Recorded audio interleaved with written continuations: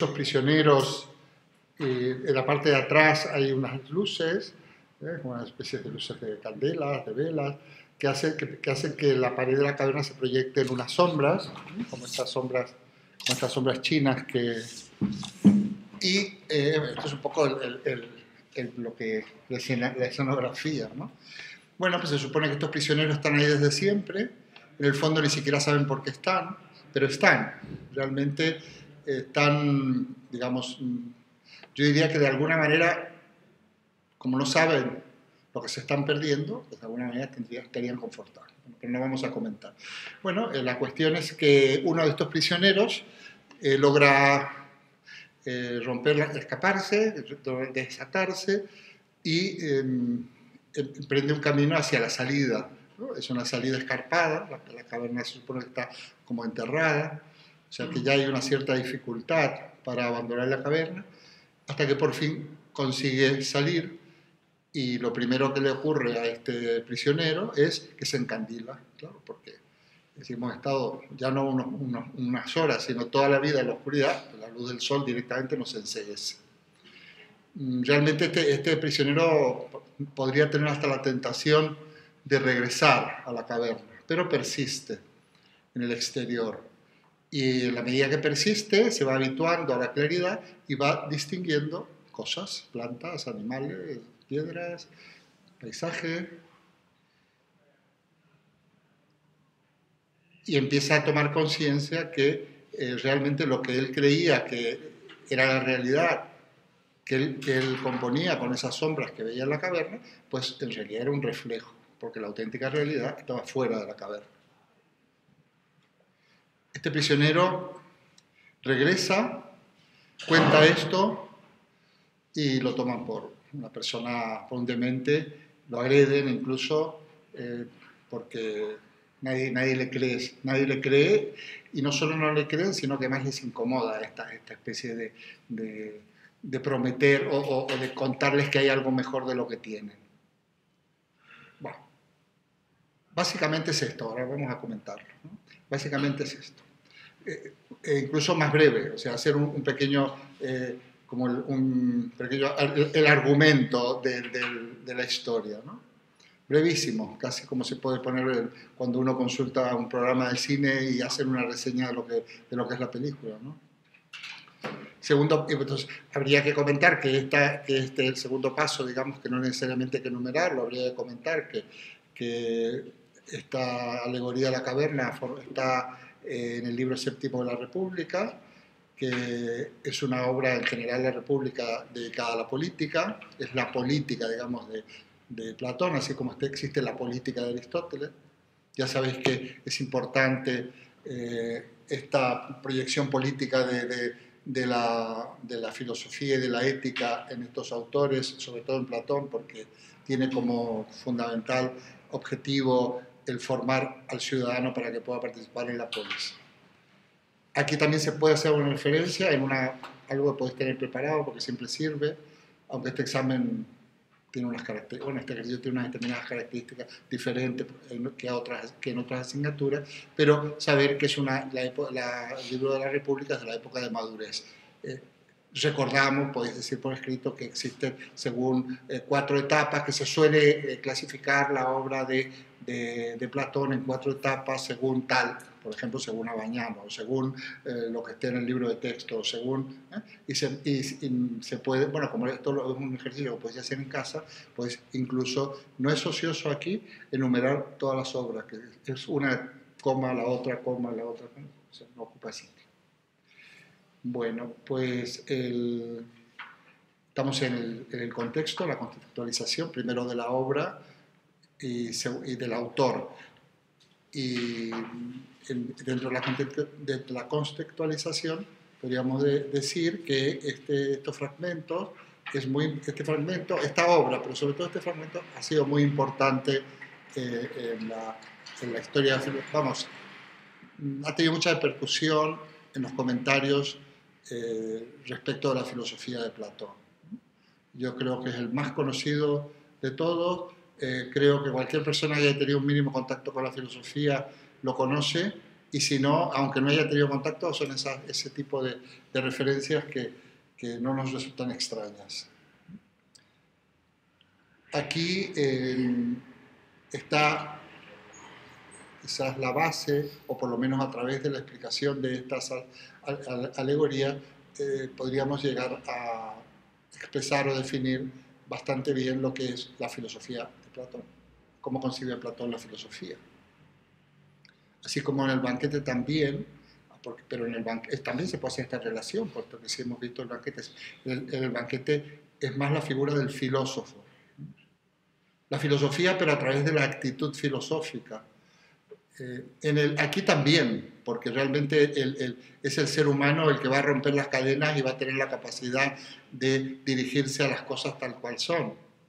Pero también se va a ver qué es la filosofía y a qué va dirigida la filosofía. Aquí habría una pequeña diferencia de matiz, son complementarias por supuesto, además son del mismo autor respecto del banquete, ¿no?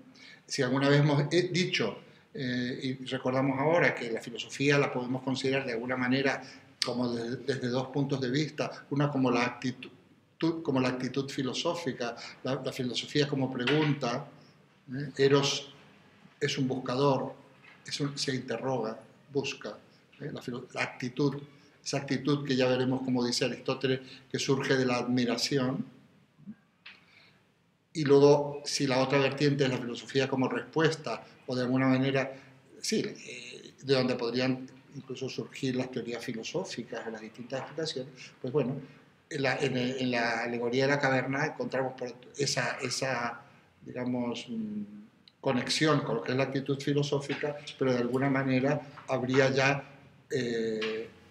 bueno, al presentarse lo que va a ser la teoría platónica, la famosa teoría de las ideas, pues sería la filosofía o el pensamiento platónico, también lo que aquí podemos, a partir de aquí podemos explicar. Pero bueno, que son complementarios. Aparte será interesante ver qué hay cuando se habla de que Platón, de la teoría de las ideas, de los dos mundos, bueno, que es alegoría y que es de alguna manera el contenido más fidedigno de lo que es el pensamiento platónico. Así como decíamos que es fácil decir que filosofía es amor a la sabiduría, pero bueno, hay que ver qué quiere decir esto y lo entendemos mejor si consideramos que Eros, hablando del banquete, que Eros es filósofo, pero que Eros es ser humano y que realmente los seres humanos somos filósofos. Entonces empezamos a entender bastante bien qué puede ser el deseo de saber, ¿no? Amor y deseo van siempre muy, muy unidos, y en este caso a mí me gusta mucho más la palabra de deseo. Lo que pasa es que lo que se desea de alguna manera también se ama, ¿no? Pero cuando aplicamos amor a algo que no es un ser humano, no deja de ser también una metáfora. Yo puedo amar la historia, puedo amar mi país, pero realmente el amor es el amor humano entre personas, ¿no? Pero bueno. Muy bien. Y ya pasaríamos al comentario. En este caso, es sencillo, es sencillo de comentar. Y luego es inagotable de profundizar y de obtener beneficios de este fragmento, bueno, de esta obra, ¿no? A ver, la caverna, como es obvio, representa el mundo de la luz, de las tinieblas, el mundo de la oscuridad, el mundo también del sufrimiento, ahí están las cadenas, del error de alguna manera, pero sobre todo la oscuridad, las tinieblas del sufrimiento. Representa el mundo material, pero no tanto en el sentido físico, sino en el sentido, digamos, el mundo cotidiano, o sea, la vida, ¿no? La vida en la cual el hombre está sumido o sumergido, nunca sumido, ¿no? Hay un ejercicio que lo suelo hacer en acceso porque tienen más tiempo y además porque me gusta que vayan como entrando en la asignatura y en los estudios universitarios como protagonistas. Vosotros estáis mucho más ligados, estáis mucho más exigidos. Ellos también, pero de otra manera, entonces a lo mejor siempre les digo, bueno, si queréis, la semana que viene me traéis una redacción o me la mandáis al correo de qué relación hay entre el mundo ese de las tinieblas y la vida que llevamos nosotros actualmente. Entonces es muy interesante poder descubrir, esto se podría comentar, ojo, además como si lo hacéis en casa, es un comentario que se puede llevar más páginas que en un examen, realmente en qué consiste la caverna, en qué consisten las ataduras, por qué podríamos, si estamos libres de ser prisioneros o no, y de qué manera habría que liberarse, ¿no? Otro día hablaba yo con una persona joven de mi familia respecto a un crédito, le digo, bueno, pero esto es una atadura. Hoy en día sabemos que hay toda una filosofía que hemos aprendido de que no hay que endeudarse, a no ser que sea inevitable, ¿no? Pero no hay que endeudarse porque son cadenas. Y esas cadenas, entonces eso es una cadena. Porque por ejemplo, una deuda, por ejemplo, una hipoteca, es una cadena, porque no solo la hipoteca, es que te encadena a ni siquiera a moverte de ese lugar, esa casa que te has comprado, porque no se pueden vender. Te encadena a un trabajo que tienes que mantener a toda costa y agachar la cabeza y muchas veces apretar los dientes y no decir nada e incluso aceptar algún tipo de explotación o de falta de respeto. Es una cadena realmente. Y hay muchas tentaciones, hay muchas... nos quieren de alguna manera encadenar. Yo recibo como cada 3 o 4 días un mensaje de correo electrónico, que son abusadores, de Bankia, que tengo 30.000 euros que los vaya a buscar cuando quiera. Imaginaos si a mí se me ocurriera ir a buscar esos 30.000 euros. ¿Cuántos años de mi vida me endeudo? Pero es absurdo. Pero cuando lo hacen es porque habrá tendrá vamos, les sirve, ¿no? De repente dirá, pues mira, ¿sabes lo que te digo? Tengo 30.000 euros, me voy a comprar ese coche que me gusta. Total, ya no tengo ni que hacer papeleo. No se preocupe usted que se lo vamos a dar un montón de años. Porque incluso a las personas mayores, los otros días no sé qué, porque te dan créditos en Caja Madrid, y digo, son unos irresponsables hasta los 85 años. Yo tengo un amigo que falleció hace poco, casi con 90, y la hipoteca, y tenía todavía una hipoteca, le quedó un pico de hipoteca, y porque se le habían dado a los 60 años, y creo que o a los 65. Entonces digo, los bancos, claro, pero no es que sean, yo digo, bueno, pero estos son irresponsables para nada, porque han comprometido a toda la familia y demás. ¿Cuáles son las cadenas por ejemplo, con la vida laboral, con la vida familiar, etcétera, etcétera? Es un ejercicio muy interesante, la verdad es que es muy interesante.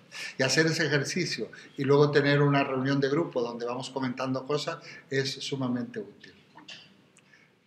Lo que está claro que las cadenas de las que habla y las tinieblas y la oscuridad de la que habla Platón, que se puede aplicar a estos aspectos existenciales, se refiere al conocimiento. O sea que si nosotros tomamos como verdadero el conocimiento de los sentidos, entonces nos vamos a equivocar, porque los sentidos nos engañan.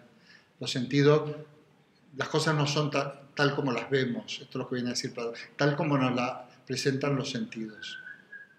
El que no quiere hacer digamos, un comentario más de tipo existencial puede hacerlo en esta línea, ¿no? Claro, desde cosas triviales como yo veo la luna, pues la luna no va a ser tan pequeñita como yo la estoy viendo. Toda la apariencia daba al hombre de la antigüedad que todo giraba alrededor de la Tierra. Hay muchos errores que tienen que ver con el tomar como válidas las percepciones de los sentidos.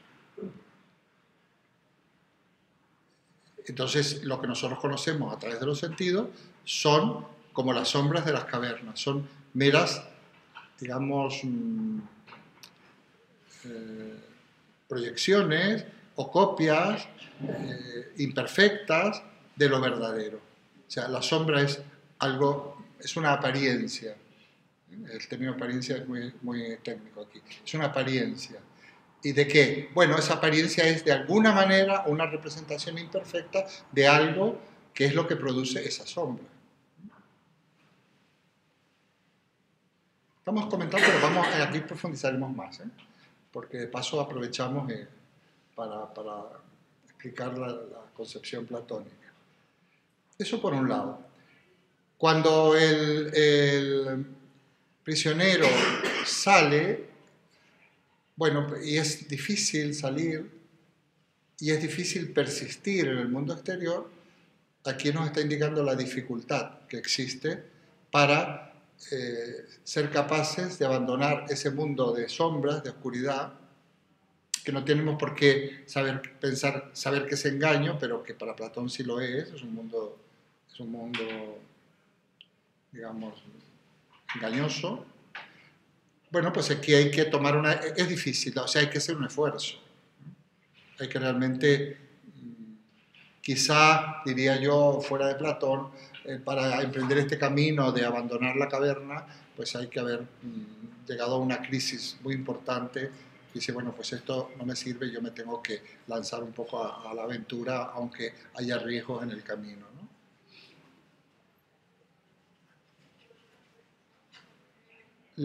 Cuando se sale de la caverna, la primera sensación que tiene este prisionero es de querer volver, porque es insoportable cómo se encandila. Entonces, ante lo nuevo hay que persistir, porque al principio no vemos nada, pero si nos vamos acostumbrando a la luz o a lo que sea, vamos a empezar a distinguir. Ante lo desconocido, al principio no se ve nada, o sea, ante la propia filosofía, o si simplemente algún tema un poco complicado, al principio no se ve nada, pero luego poco a poco se va haciendo la luz. En Aristóteles yo no veo nada. ¿Tú ahora no ves nada? No, ahora no ves nada, sí, seguro que ves. No veo nada. Te estoy llevando a que veas, estoy intentando. En esto que estoy explicando no ves nada. No, en esto sí. Ah, bueno, perfecto. Bueno, porque yo... Ya me referí a Aristóteles. Ah, Aristóteles. Ah, no, bueno. No, perdona, es que eso es una prácticamente. Ah, que yo además que yo siempre digo que hay problemas de acústica, pero me parece que el problema soy yo. Bueno, no, estoy seguro, no es que me parece. Vamos a ver. Pero efectivamente, esto hemos hablado mucho. En principio cuesta persistir, ¿no? Y decir, bueno, hasta que uno se acostumbra y poco a poco empieza a ver. También pasa con los estudios, ¿eh? La primera lectura que haces de cualquier asignatura, de repente no dices, ¿esto qué es? Pero bueno, si persiste, le das vuelta, bueno, llega un momento que se empieza a hacer la luz. Además, usamos nosotros esta expresión muchas veces, ¿no? Pues ya se me ha hecho la luz, ya tengo la cosa más clara, bueno, tenerla más clara es más iluminada, ¿no? Y entonces él puede ver las cosas tal cual son gracias a la luz. Pero las cosas no tienen la luz, sino que son iluminadas. ¿Qué ilumina las cosas? ¿Qué es lo que ilumina las cosas? El sol, empecemos el sol, sí, claro, por supuesto, el sol. Entonces, gracias a la luz del sol, yo puedo ver las cosas iluminadas. Por supuesto que, como muy bien has dicho tú, la idea del sol va a representar a la idea de bien en Platón. Porque en la jerarquía de las ideas, la idea de bien está en la cúspide y es la que ilumina a todas las cosas y a todas las ideas. Podríamos decir que sería la idea por excelencia, la idea de bien, ¿no? Pero yo al sol no lo puedo tampoco mirar directamente, eso también, bueno, ahí se podría realmente hablar bastante, ¿no? Lo que pasa es que ya hemos dicho pues, que el prisionero es el ser humano, que se ha liberado, que ha tomado conciencia que lo que conocía realmente no era lo verdaderamente real y que lo verdaderamente real está digamos, se hace inteligible, aquí entramos, gracias a la iluminación, gracias a la idea de bien que está representada por el sol. Aquí unos elementos que hay que explicar, que nuevamente aparece lo inteligible, acordados de Parménides, lo sensible, lo que se conoce por los sentidos, y lo inteligible. Será interesante también, esto lo digo ahora, luego ya lo podéis colocar en consecuencias o en relación porque estamos ya dentro de lo que es el apartado del comentario propiamente dicho, de la relación que hay entre sensible e inteligible en Aristóteles. Ya veréis qué interesante solución. Y la que hay entre Platón y lo inteligible y lo sensible en Platón o en Parménides.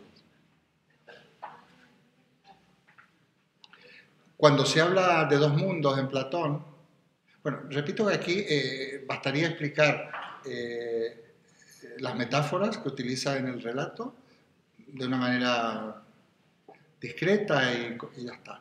Y a partir de ahí, como realmente lo que vamos a explicar con esto es el pensamiento de Platón, os podéis nutrir de la lectura, de la exposición de Platón, de que puede haber en cualquiera de las historias de la filosofía que manejéis. Pero nosotros avanzamos.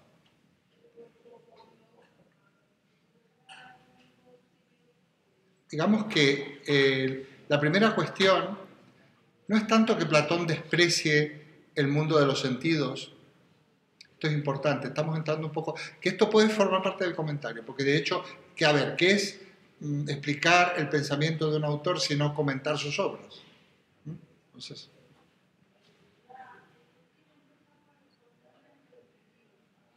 Platón no es que desprecie el conocimiento de los sentidos. Lo que Platón dice, que el conocimiento de los sentidos por sí solos no pueden ser objeto de episteme. La usa la palabra, de ciencia.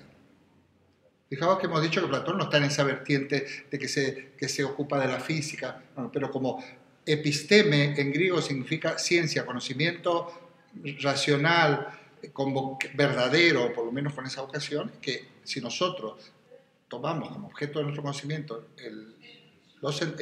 las percepciones, las sensaciones, el resultado del conocimiento sensible, pues nos vamos a engañar. O sea, vamos a equivocarnos, porque la episteme para Platón se construye con el logos, con la inteligencia.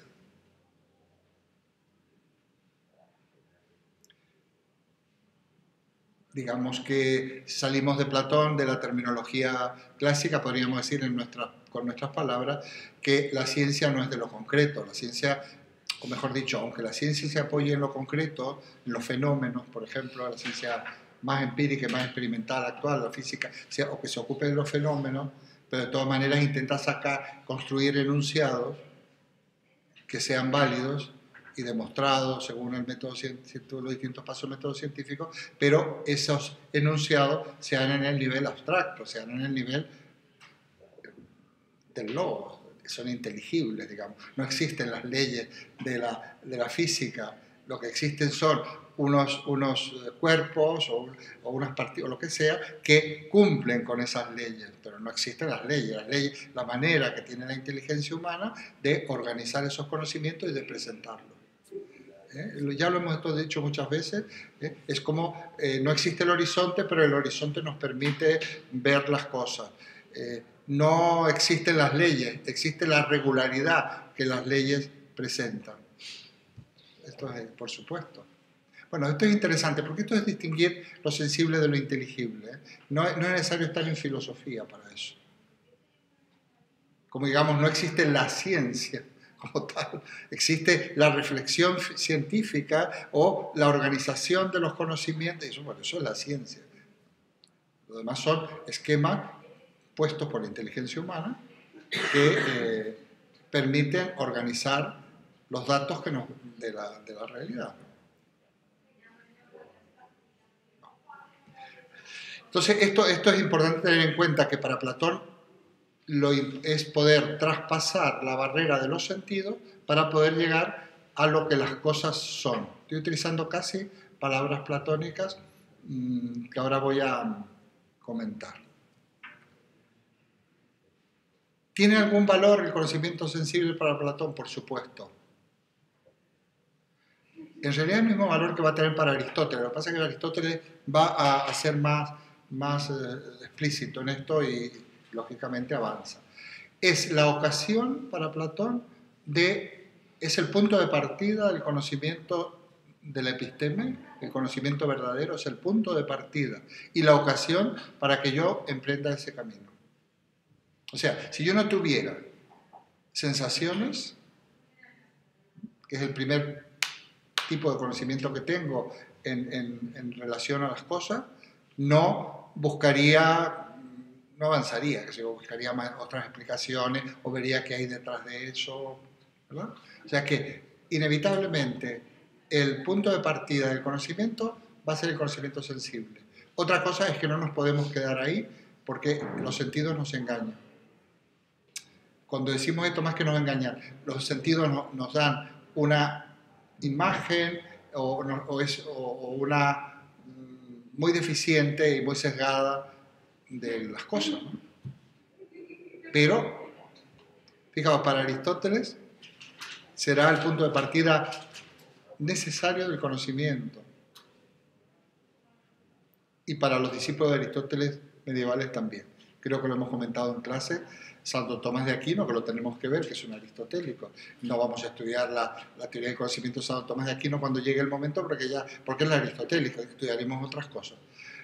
Y Santo Tomás de Aquino decía, nada hay en el entendimiento que no haya estado primero en los sentidos. Pero esto es de Aristóteles. El punto de partida del conocimiento es los sentidos. Pero el conocimiento que nos otorga los sentidos es un conocimiento individual y concreto, y a la ciencia, a la episteme, le interesa lo general.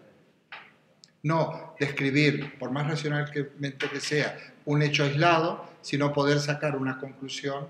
No es que yo voy a estudiar cómo cae una manzana, sino a partir de cómo la manzana y otros cuerpos pues, son atraídos por el centro de la Tierra, se formó Newton, la ley de la gravedad, etc. Llegar a expresar en un determinado lenguaje una regularidad que se produce en la naturaleza. ¿Cuál es la diferencia entonces entre cómo enfoca la experiencia sensible para Platón y Aristóteles? Bueno, la diferencia es que Aristóteles la incorpora al proceso, por decirlo así. Y para otro solo el punto de partida. ¿Y para otro? ¿Perdona? Para Platón solo es el punto de partida. Claro, primero Platón, ya sabemos que cuando dice que está, al buscar la episteme, en el pensamiento clásico es buscar la verdad. El conocimiento verdadero, racional. Pero Platón no es un físico. Entonces, lo que dice es que hay que superar eso, pero reconoce el valor de ser el punto de partida.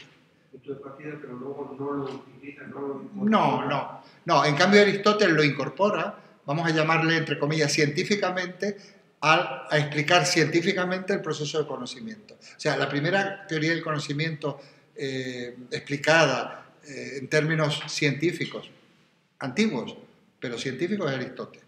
Platón se queda en la alegoría. O sea, Platón, más que explicar, porque quizás yo esto le veo la influencia de Sócrates.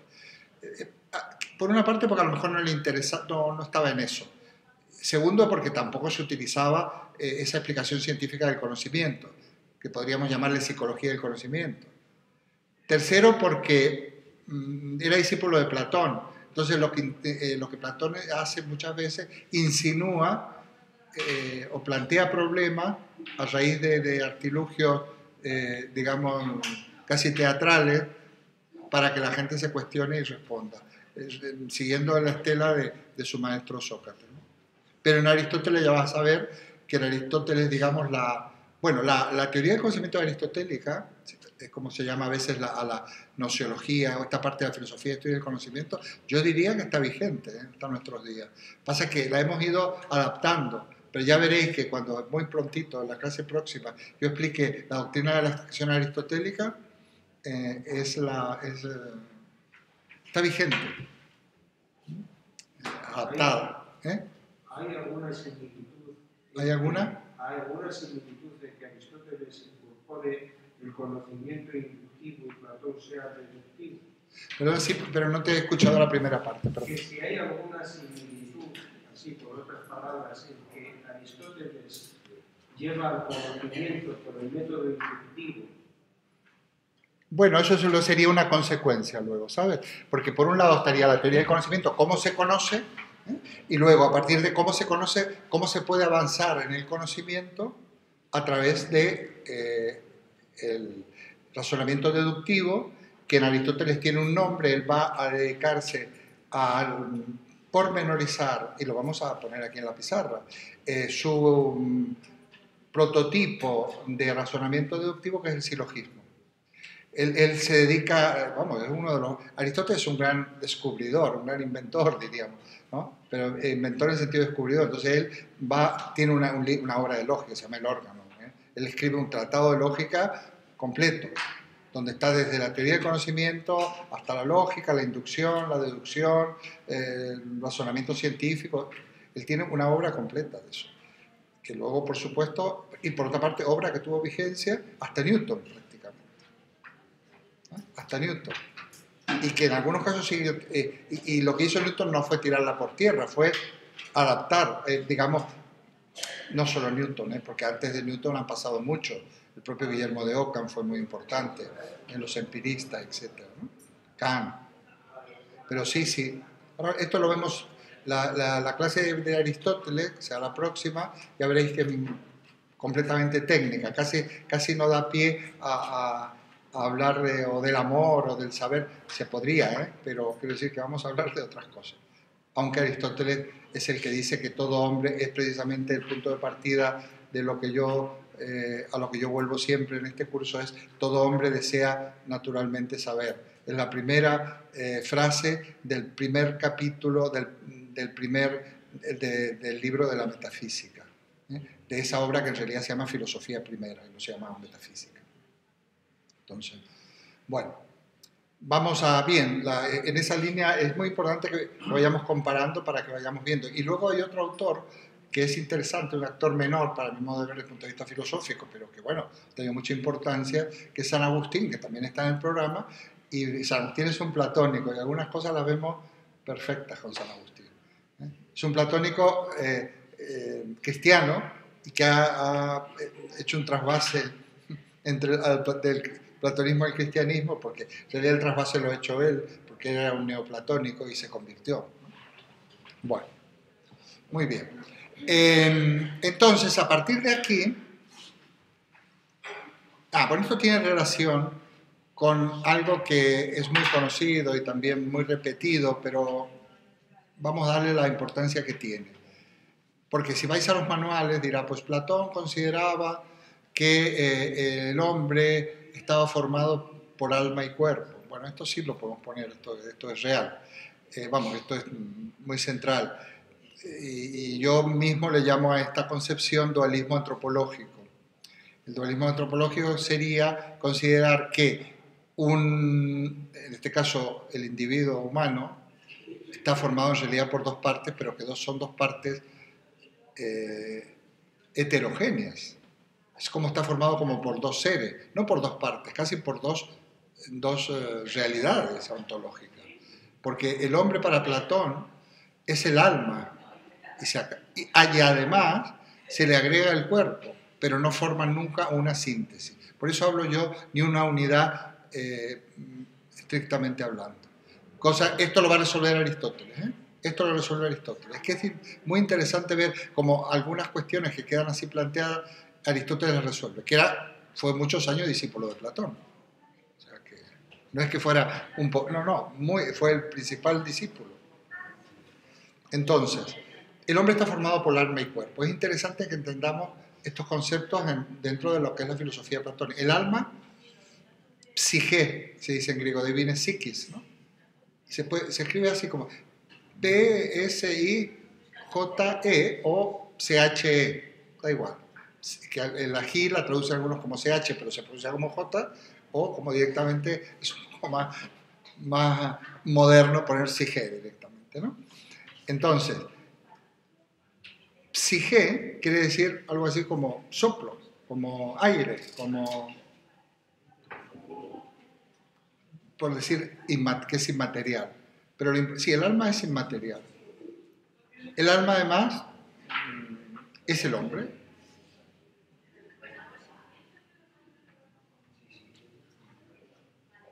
¿La caverna entonces es el cuerpo? No, bueno, a ver, se podría, no es el cuerpo porque hay una caverna que es como nos engloba a todos, pero sí es el cuerpo el que el cuerpo nos ata a la caverna. Perfecto, podríamos hacer, si literariamente lo sabemos poner, que el cuerpo se siente cómodo en la caverna. De hecho, cuando viene el prisionero, la gente le quiere pegar, le insulta de todo, porque bueno, son estos que vienen a contarnos ahí fantasías y hablarnos de peces de colores cuando estamos tan a gusto, porque en la caverna se está muy bien. Hay gente que está fenomenal en la caverna. Te crees lo que te dicen, tu mentalidad se forma con lo que dice la tele. El otro día estaba hablando con una persona joven que había puesto en Facebook muchas cosas de Podemos. Le digo, o sea que ahora estás en una persona joven, bueno, no tan joven, porque yo veo joven, pero 20 largos, casi 30 años más o menos. Y le digo, o sea que ahora, bueno, me alegro, pues estás evolucionando hacia Podemos. Yo, si algún día os interesa, puedo decir por qué yo pienso que eso es evolucionar. Podríamos estar en desacuerdo. Hay mucho... Sí, no, pero es que ahora o sea, que los vas a votar, ¿no? Porque es una chiquita que nunca vota. Y digo, mira, si tú no votas, haces el juego no sé quién. Bueno. No, porque desde que me he enterado que lo subvencionaba Chávez, a ver, eso es la caverna. Puede ser verdad o no, pero es que es la caverna porque se lanzan tópicos que nos esclavizan y nos engañan. Estamos manipulados. Esa manipulación sería la caverna también. Y también, pero la caverna, el cuerpo también es el sufrimiento, el dolor. También son las pasiones. Si fuéramos a otros autores agustinianos, o sea, nosotros digamos que sufrimos y nos engañamos e incluso somos capaces de atentar contra la propia ética a raíz del cuerpo. Fijaos que para algunos platónicos de nuestra era cristianos, todo lo que tenía que ver con la concupiscencia era nefasto, negativo, y además se achacaba mucha culpa de esto a las mujeres. Las mujeres eran consideradas objeto de pecado. De hecho, si en las culturas islámicas se las tapa, es porque se considera que es una cosa terrible. Si nos podemos analizar esto, que la mujer sea, ocasión de pecado, y que el pecado sea que la mujer provoque esas pulsiones sexuales o esos deseos, que por otra parte son completamente normales. Bueno, todo eso pero eso no fue Platón tampoco. Yo diría que ni siquiera San Agustín. Pero como sabéis, siempre hay subproductos y hay exageraciones de las doctrinas, ¿no? Entonces el cuerpo sí tiene que ver mucho con las ataduras, tiene mucho que ver. Y de hecho si toda la terminología, ¿verdad?, de un cierto cristianismo, por ejemplo, para no tener tentaciones, castigarse, ponerse cilicios. Vamos, jesuitas de mi edad, yo nunca he estado en uno. Lo que pasa es que uno tiene relaciones, porque también en la filosofía a veces hay gente de sacerdotes, curas, demás. Yo me acuerdo que jóvenes éramos y era compañero y llevaba cilicios. Y digo, bueno, a ver cómo es un cilicio. Bueno, tenía atado así una soga con nudo en el muslo y todo de color morado. Y digo, bueno, no, porque las tentaciones. Y no estoy hablando del siglo XVIII, ni XVII, estoy hablando de hace 50 años, a lo mejor, o 40 y pico. Entonces, eso de mortificar los pecados de la carne, me salgo del mundo, porque el mundo sería la caverna en realidad. Bueno, ahí hay unas interpretaciones que son muy negativas, pero el dualismo platónico, realmente la lectura y la asunción que ha hecho Occidente del dualismo platónico ha sido negativo, a través del cristianismo. El cuerpo malo, el alma buena. Platón le llama al cuerpo, y esto es suyo, la cárcel del alma. Haciendo en un juego de palabras, soma sema quiere decir cuerpo cárcel. Soma es cuerpo, el cárcel del alma. Y del cuerpo hay que liberarse. ¿Cómo nos liberamos del cuerpo? No poniéndonos silicios ni fustigándonos, ¿no? A través del conocimiento. Porque fijaos, ¿cuánto creía Platón en esto? No lo sabemos, y da lo mismo en el fondo. Pero claramente si nosotros consideramos, y eso sí es posible que estuviera flotando en la mentalidad de la época, si nosotros procedemos de una vida anterior mejor,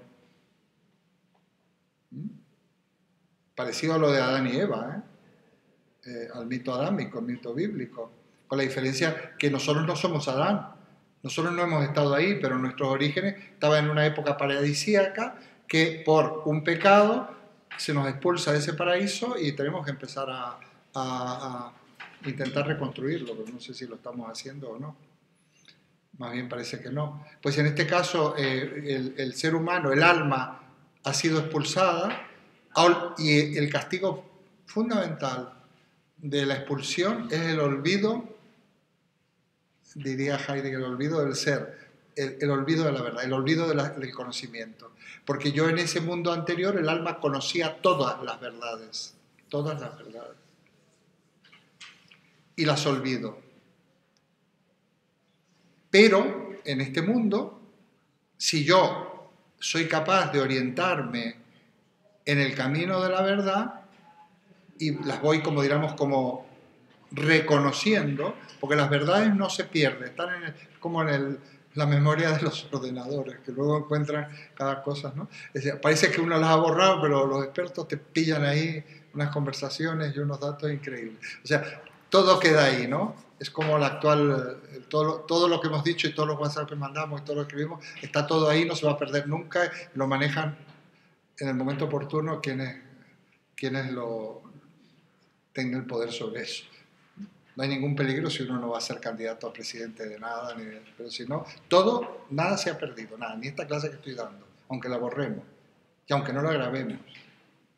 De hecho, en Google hay una clase mía, me parece, una suelta, que no se ha grabado, pero claro, me decían, no, es que si en ese momento Google ha entrado, la ha pillado. Y está ahí. Y ni siquiera la he podido elegir yo, ni siquiera la he podido mejorar un poco, nada, me la metió ahí. Pero están todas, está todo lo que hago. Bueno. Entonces, precisamente a través de los sentidos, del conocimiento de los sentidos, yo voy recordando aquello que había olvidado. Por eso la doctrina del conocimiento de Platón se la conoce en los manuales como doctrina o teoría de la reminiscencia o del recuerdo. Conocer para Platón es recordar. Conocer es recordar. Es interesante porque fijaos cuando Sócrates, bueno, hay un diálogo, hay varios, pero en algún diálogo, en el Menón, por ejemplo, Platón, Sócrates, que es personaje de este diálogo, interroga a un esclavo, Menón, y le empieza a hacer un esclavo, alfabeto, un esclavo, sin formación, y consigue que resuelva complejos problemas de matemática, llevándolo a través de preguntas y respuestas. ¿Y no crees tú qué tal? Pues sí, en efecto, sí. Bueno, porque con eso quiere demostrar que la verdad está en el interior. Esto es de Sócrates. Por eso es tan importante el conócete a ti mismo.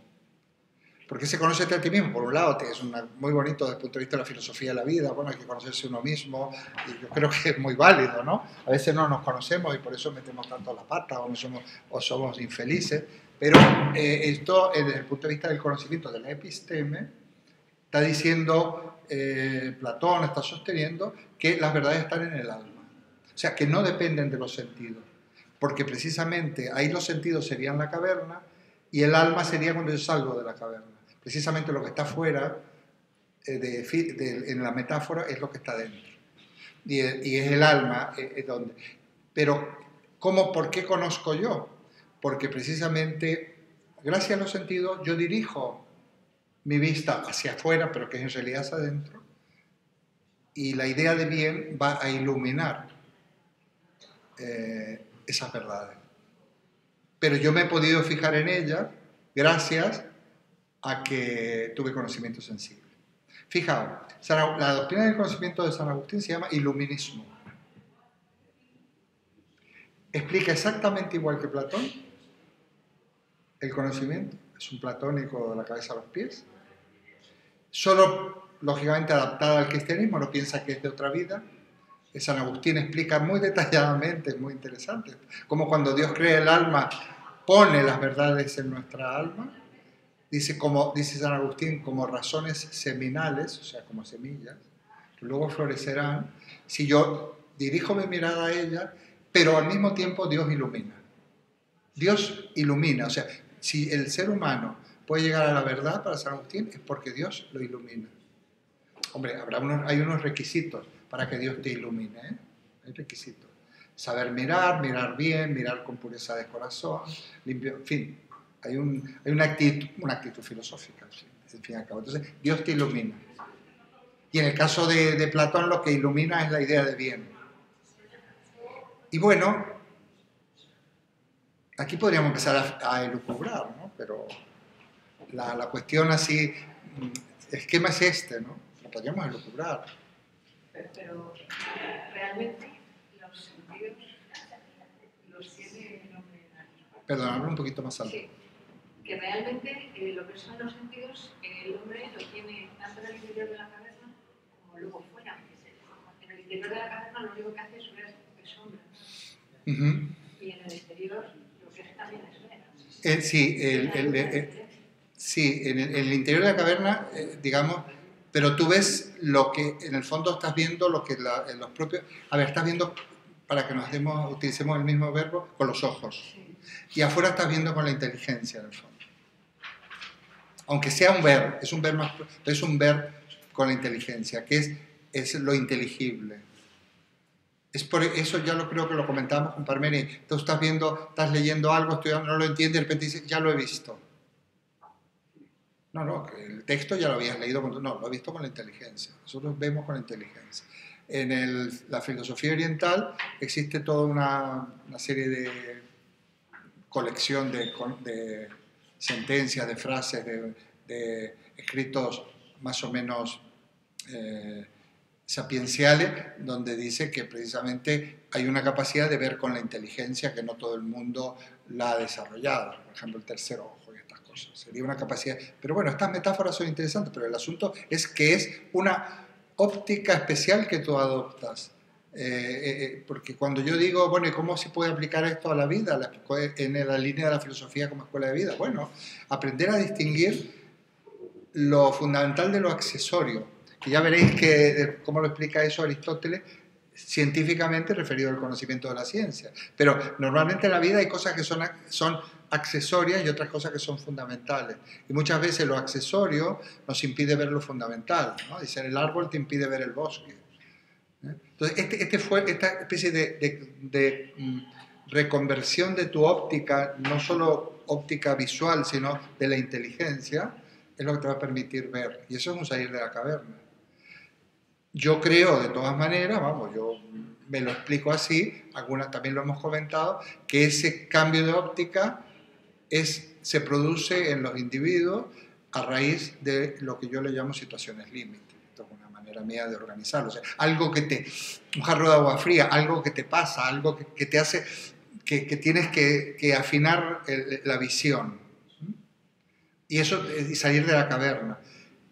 Es que es curioso, esa metáfora es impresionante porque continuamente, sobre todo en el aspecto de la vida, estamos metidos en esa caverna. O sea, conformamos nuestra realidad a través de sombras, a través de reflejos, de creencias, de presunciones, de cosas que nos han contado, de cosas que nos viene bien para que encaje la visión que yo tengo de la realidad. Eso sería la caverna. Entonces, desde el punto de vista de la ciencia, la caverna es nefasta, ¿eh? La caverna es nefasta porque no podemos trabajar con conocimientos no contrastados. Eso no quiere decir que sean definitivos, pero no podemos trabajar hay que contrastar. Y en el punto de vista de la ética o de la moral, perdernos en lo accidental y no poder llegar a lo fundamental es una pena. Sería como fijarse en el físico, imaginemos de una mujer en este caso, y el físico ser una pantalla, una barrera que impida llegar a lo que es la persona. Ya ves, el físico puede ser una barrera o bien por mucha belleza o por todo lo contrario. O sea, la mucha belleza te encandila y te quedas en lo superficial y nunca has sabido qué persona que hay ahí en ese interior, y a veces, según los cánones, la persona que no cumple con los cánones de belleza, pues ni siquiera te motiva a conocer en profundidad. Nos perdemos conocer a los demás, por ejemplo. Y a veces no conocemos, nos quedamos en la apariencia. Es un ejemplo muy sencillito. Yo siempre he dicho, por ejemplo, ahora que vengo a Lavapiés, pero otras veces que he ido a trabajar a otros sitios de Madrid, bastaría a veces no estar tan distraído, no hay deprisa, y mirar para arriba, vamos a ver un mundo distinto que el que vemos todos los días, ¿no? Es una cuestión, fijaos, para Platón,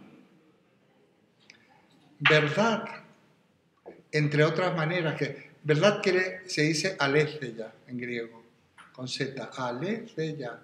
Ahí viene la palabra, el nombre Alicia, ¿no? Y aletheia quiere decir desocultación. Digamos, descubrir la verdad es desocultar lo oculto.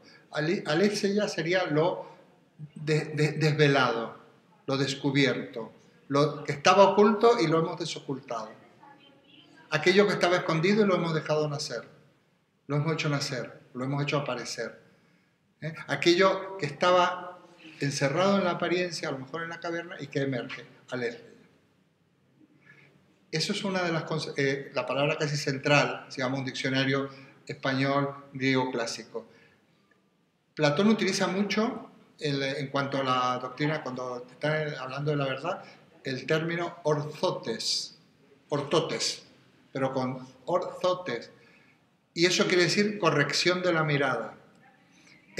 Orto es ortopedia, tú corriges las piernas o el defecto que tengas. Orzotes, corregir la mirada, digamos, conocer y relacionados con la verdad, que para poder llegar a la verdad, al es necesario corregir la mirada. Hay como si fuéramos una lente de una cámara para enfocar. A mí me sirven mucho estas metáforas ópticas, ¿no? Porque lo mismo de ver, enseñar, mostrar, pero es que también hay que enfocar, y a veces hay que corregir la mirada. O sea, en la línea de la filosofía que yo sigo actualmente es corregir tu filosofía. La filosofía es tu concepción de la vida, y a veces yo digo, esto nos hace sufrir, y a veces sufrimos porque ya no por todo lo que nos pasa, sino por el modo que vivimos e interpretamos lo que nos pasa. O sea, tenemos que corregir nuestra filosofía. Yo considero que debemos cambiar el mundo, yo no me resigno, pero a veces sí, bueno, si no puedes, esto también es muy cartesiano, ya cuando veamos Descartes en la segunda parte, es muy interesante, si no puedes, pues cambia tú. Cambia tú. Porque a veces no tenemos más remedio, pero no significa adaptarse y resignarse, ¿no? Pero sí que la filosofía nos juega malas pasadas, muy malas pasadas. O sea, porque tenemos una visión no corregida, una visión errónea. ¿Qué ocurre? Seguimos. ¿Qué ocurre? Que cuando yo empiezo a conocer las verdades, son las ideas, estamos explicando la teoría de las ideas, pero luego cuando yo las sintetizo en un parrafito, no hay ningún problema. Yo empiezo a retornar al paraíso perdido. Porque el fin último del hombre, para Platón, es conocer la verdad. Como ya la conocíamos, es un retorno. Y esa es la máxima felicidad, claro. Y eso es el amor platónico. El amor platónico es el amor a la verdad, pero llegar a conocer la verdad. La verdad, pero la verdad. Y eso significa retornar al paraíso perdido. Y en realidad, si fuéramos el mundo de la mitología, el hombre es de algún modo una especie de héroe. Una especie. ¿Qué es un héroe? Un héroe es un intermediario entre los hombres y los dioses. O sea que no es ni hombre ni Dios, es mitad hombre y mitad Dios, pero es intermediario. Esos son los héroes. De ahí luego viene nuestra palabra héroe, heroísmo, porque son seres como excepcionales. El héroe es un intermediario porque para ellos hay muchos dioses, muchas categorías de dioses. El héroe es un intermediario entre los hombres y los dioses. Pues esos héroes, esos intermediarios entre los hombres y los dioses, para Platón, que eso puede ser cualquiera, es el filósofo. Puede ser cualquiera. Porque son los únicos, diría Heidegger,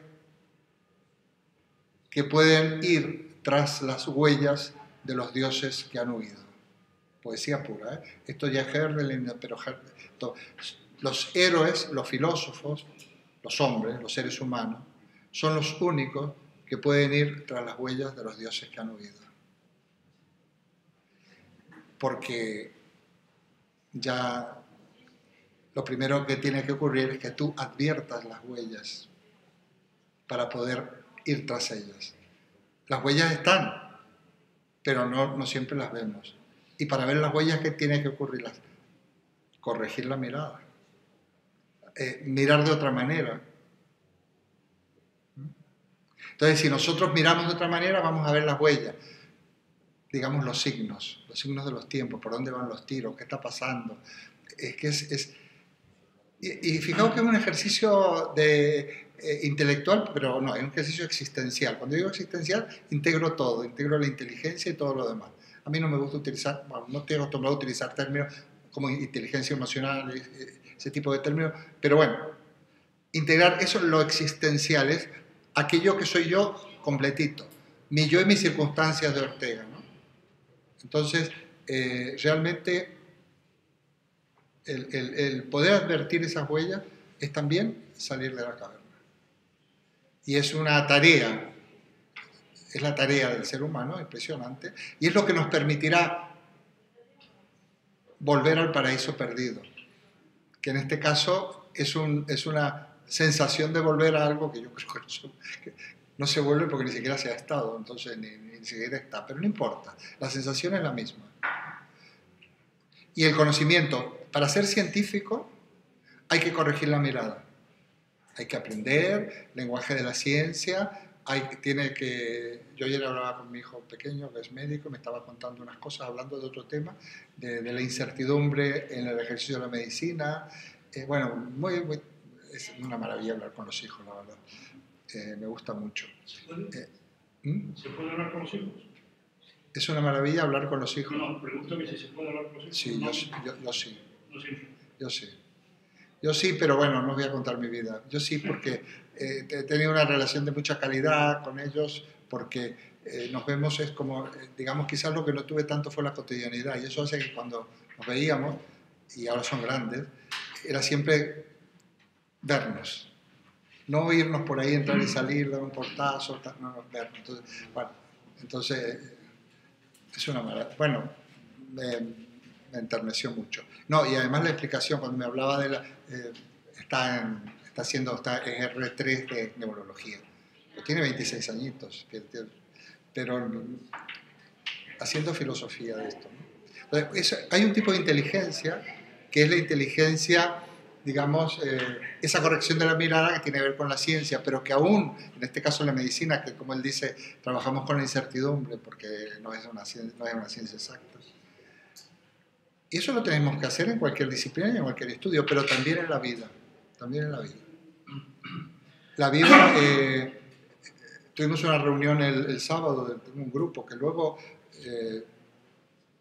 vosotros oiréis de esto del grupo, bueno, pero si alguno en algún momento dado se lo quiere tomar así, a ver qué será esto, yo puedo invitarlos, no hay ningún problema. Y salieron unos temas que tienen que ver con todo esto, por eso lo digo. A petición de una chica del grupo que ha sido alumna mía hace 3 años, el tema de la muerte. Se preparó, ya había salido otros años, se preparó, escribieron ellos, mandaron textos al foro que tenemos. Es como la charla con mis hijos, me emociona, porque no sabéis eso es lo que se aprende de lo que pone esta gente, bueno, impresionante. Entonces salieron varios temas. Entonces en ese tema salía, por un lado, la muerte como dolor. La muerte, que esto tiene que ver con Epicuro, que lo voy a decir, ya casi lo estoy explicando. El temor a la muerte en realidad es el temor a nuestra propia decadencia. No es tanto a morirse, placa, sino a la decadencia, o sea, a la dependencia, empezar a perder facultad, el deterioro. Bueno. Otra cosa muy, muy seria en la muerte es la muerte de un ser querido. El que se murió se acabó, pero el que se queda, la viuda, el hijo se le muere el padre, o el padre que se le muere el hijo, etcétera, etcétera. Pero salió otro tema que no estaba previsto, porque era un poco, yo en algún texto que había ya lo conocían, pero volvía a hablar de Epicuro, volvía a hablar de los estoicos, etcétera. Entonces, claro, por suerte la gente avanza, ¿no? Y entonces un alumno, un amigo del grupo que ya no es alumno, entonces ya planteó el derecho a la muerte digna y salió hasta el tema del suicidio. Bueno, fue muy interesante en ese sentido. Pero colateralmente salió el tema, dice, la segunda juventud, o sea, la tercera edad. Entonces, una chica del grupo dice, ¿por qué usamos eufemismo? Hablemos de la vejez. Es verdad, es tontería. A veces no hay peor cosa que se le puede decir a una persona, sobre todo a una mujer. Oye, te ves muy joven. A ver, te ves como que estás bien, pero muy joven. Pareces una chavala. Bueno, es una manera simpática, pero resulta que de chavala nada, o de chaval nada. Bueno. Y salió el tema de lo que es esta etapa de la vida. Bueno, es interesante, porque ahí hay que ajustar la mirada. Yo me encantaría hacer un seminario solamente para mayores como yo, porque esa época de la vida, sí, aquí tenemos que ir al fino, aquí no desde el punto de vista teórico, racional, pero sí hay que de alguna manera controlar, saber las decisiones. Por ejemplo, una cuestión muy importante, el que no lo aprendió es aprender a decir no, de verdad. Aprender a decir no, que tu vida es tuya. Bueno, podríamos hablar, salió un tema muy interesante. Luego hablamos de otras cosas, ¿no? Porque luego comentamos el libro de Carlos París, En la época de la mentira, que es su obra póstuma, él fallece en enero de este año. Bueno, y describe esto, bueno, ¿dónde estamos? Bueno, volvemos. Corregir la mirada. Esa corrección de la mirada nos permite descubrir la verdad. La verdad es el ser. O sea, lo hemos dicho, esto entra dentro de lo que es el contexto del pensamiento de la época, y para mi modo de ver es una adquisición. Bueno, nunca me han visto, qué barbaridad, nunca me han visto los hojas de pizarra. No, pero es que no tenemos pizarra. Bueno. Esto es increíble, lo siento, esto tampoco hay mucho que ver, ya lo veis. Bueno, precisamente la condición de la verdad es el bien. Fijaos qué interesante, el bien ilumina y te permite llegar a la verdad. Y la verdad a la cual tú puedes llegar gracias al que el bien te ilumina es belleza, es armonía. Los famosos bien, verdad y belleza son los trascendentales del ser. Bueno, en realidad es ens, los trascendentales son 5. Esto va a tener mucha importancia en el pensamiento. Ens, ser. Unum, unidad. Parmenides, ser es uno. Bonum, verum, pulcrum. Con CHR, pulcrum. Bien, verdad y belleza. Pulcrum es belleza. Pulcrum. Belleza en latín, ya estamos en latín. Ens unum verum bonum pulcrum. Eso va unido. Por eso que la idea de Platón es el ser. Para entender cómo se puede llegar a la idea, que como la idea es inteligible, es muy importante tener en cuenta el ser de Parménides. Yo siempre hago un dibujo un poco pedestre, que es como si el ser de Parménides, yo no lo puedo hacer porque el ser de Parménides es todo, el ser de Parménides es todo. Las ideas serían como dentro de ese todo, distintos, como yo pongo otros circulitos, así, me parece luego una cesta de huevos, unos circulitos que serían, pero son todos también, porque son géneros. Las ideas, no hay una idea de esta mesa, está la idea de mesa. O sea, está el ser, bueno, no pongamos seres artificiales, la idea de árbol, la idea de lo que sea, ¿no? Y luego Aristóteles hilará más fino, a ver si la próxima semana puedo hacer esta cesta que yo de fruta o de lo que sea, y el ser será el individuo. Pero fijaos que es un hilar fino, se ve perfecto. El ser para Parménides es todo, pero ese todo hay todos que son árboles, todos que son animales, todos que son no sé qué, las ideas. Y para Platón, la idea, en el fondo, es una creación, no está en el alma, es una creación de nuestra inteligencia a través de la abstracción, y en realidad es un predicable, o sea, algo que se puede predicar de lo que es, porque el ser es lo concreto individual, esto.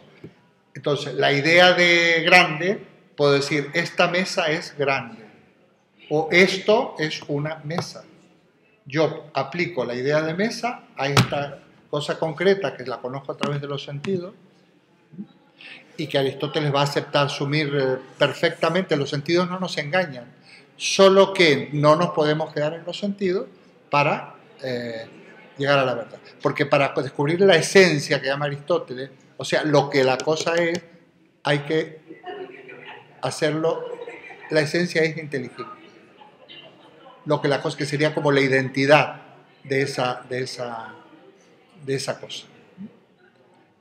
Pero en el caso de Platón, las ideas son esencias. Claro, esto viene bien a la próxima clase, empezar desde aquí, si me lo recordáis, por favor. Porque entonces vamos a verdaderamente qué es la esencia, ¿no?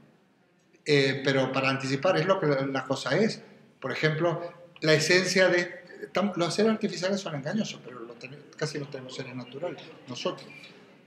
Lo que esta cosa es, esto es una mesa, ¿por qué? Porque expresa la idea de mesa. Idea o concepto es lo mismo, ¿no? Bueno, hablamos más bien de conceptos referidos más bien a Aristóteles, pero son ideas. Y luego en la actual teoría del significado, hablamos de significado. Son los significados. Yo suelo, si no lo he dibujado ya, dibujar el cuadro semiótico, lo vais a entender perfectamente. Son los significados. Y a esos significados nosotros llegamos mediante un proceso de abstracción. Y gracias a eso nos podemos entender. Ese es el mundo de las ideas. Que por otra parte no quiere decir que...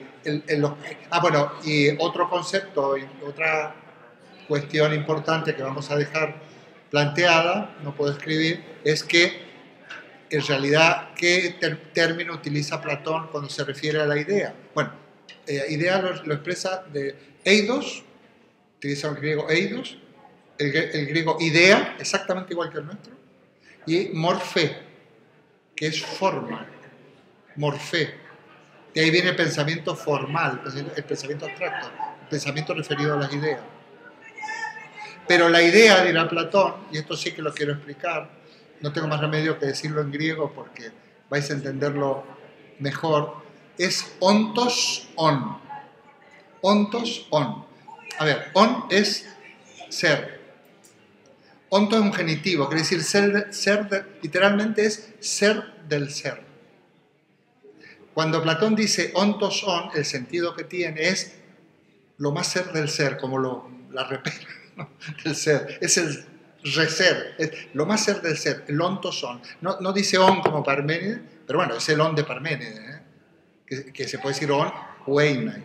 Ellos utilizan indistintamente el participio presente o el infinitivo, pero es ontos on.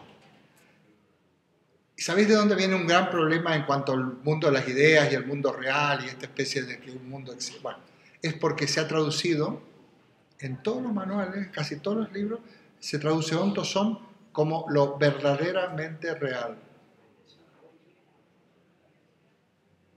Claro, si el ontos on es lo verdaderamente real, lo que no es el ontos on, pues es lo no real. Estábamos lo mismo que cuando hablábamos de Parménides, es un problema de traducción. Y entonces es casi mejor decir, entre comillas, ontos on. Yo digo que para un ejercicio correcto no hay por qué saber griego, saber media docena de palabras. Es como, por ejemplo, si estamos hablando de la edad moderna, de la visión del mundo, no cuesta nada aprenderse la palabrita Weltanschauung, y que, entre comillas, que tú estás usando técnicamente, antes que decir visión del mundo, cosmovisión, y ya las traducciones empiezan a despistar. Entonces, nosotros decimos, actualmente hay una Weltanschauung, o sea, es una visión del mundo, es una cosmovisión, nuestra propia, una cultura tiene una Weltanschauung. Welt es mundo, Anschauung, intuición, visión, ya está. Hay muy pocas palabras que cuando uno estudia esta disciplina hay que mencionarlas, es mejor no traducirlas, sabiendo lo que quieren decir, pero es mejor no traducirlas, porque no te pillan los dedos. Y en todo caso puedes hacer una nota o decir, bueno, estos, pero ontos son, decir, bueno, aquí en esta duplicación del término ser, está señalando Platón que lo más puramente ser, lo más puramente en, porque tampoco es lo más puramente real. Pues ya sabéis que el término realitas viene de res y eso es una palabra latina que significa cosa. Ellos hablan de usía, o mejor dicho, otra palabra que se enseña una frase, toti eneina, que dice Aristóteles, que es sustancia. Ellos no hablan de cosa, hablan de sustancia. Esto ya lo vamos a ir viendo, pero yo lo voy a poner, voy a ver si puedo hacer una esquemita y lo puedo incluso hasta meter aquí de alguna manera, y si no lo mando a través de Rocío, porque me ha dicho que no podía venir, para que veáis que en el fondo la sustancia es usía, pero es que usía es on en femenino, y para Platón, cuando se refiere a las ideas, se refiere a usía también.